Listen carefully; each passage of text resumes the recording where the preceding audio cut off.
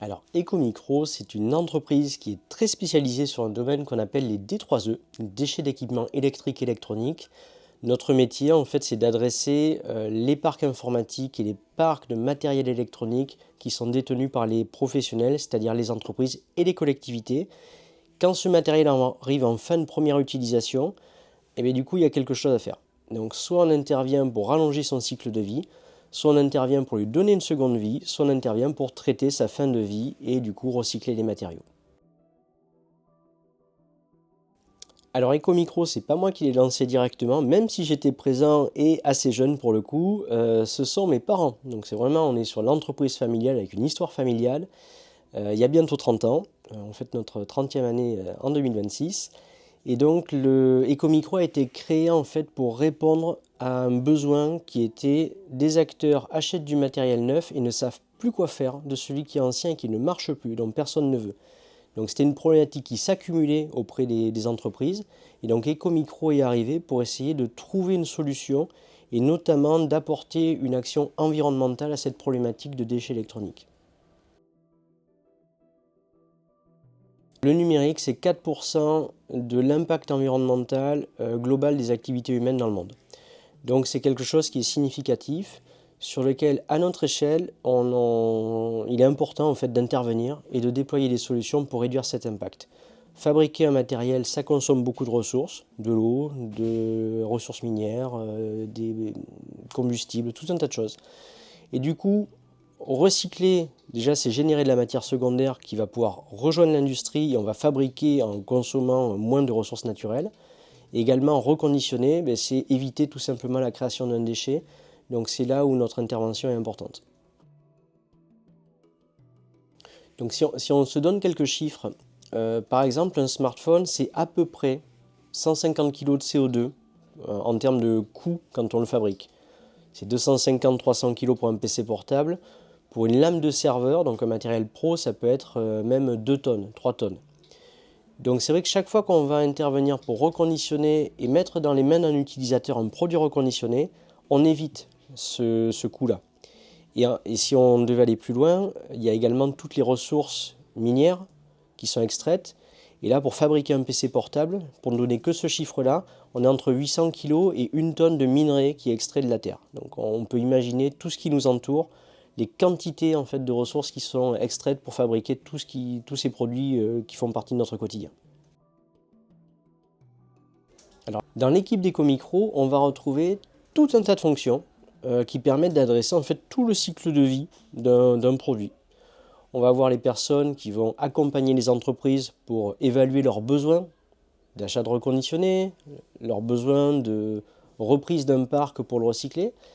Donc ça, c'est la partie plus service. Mais ensuite, on est une industrie, donc on va avoir on va avoir des collecteurs, on va avoir des opérateurs de tri, on va avoir toutes ces compétences-là, et notamment les techniciens qui vont intervenir aussi sur le reconditionnement et la réparation.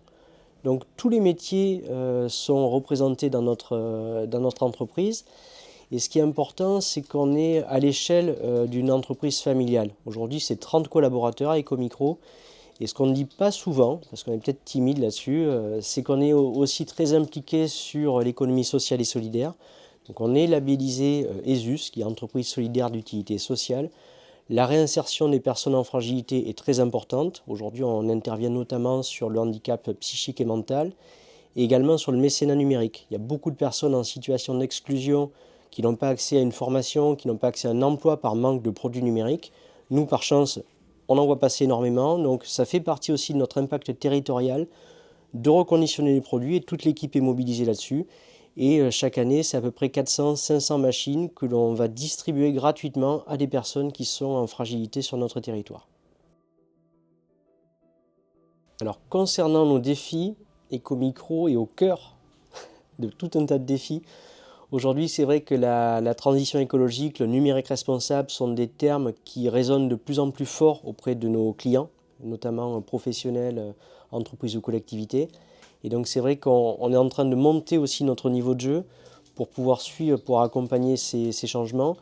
Pour raconter notre réalité aujourd'hui, Ecomicro est en train de faire cette transformation digitale et du coup même de développer un logiciel métier qui sera une révolution en fait sur notre fonctionnement et sur laquelle on va être capable également de mesurer notre impact environnemental, mais même l'impact de notre usine, pour être capable de refléter une information de combien on a généré comme gain pour le territoire quand on a reconditionné un ordinateur ou quand on a traité carrément la totalité d'un lot client.